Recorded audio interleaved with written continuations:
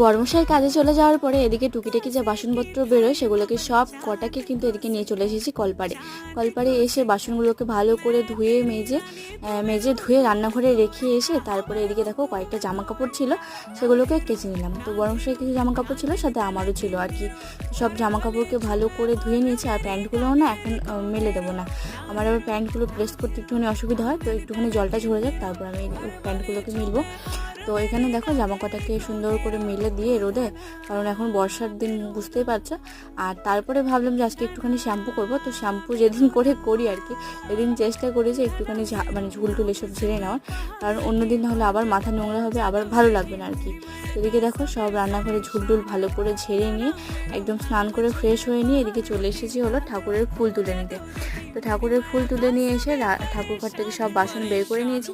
আর আজকে ঠাকুরের প্রসাদে আম দিয়ে প্রসাদ দিয়েছিলাম। তো চলো আজকে আমাদের এখানেই টাটা।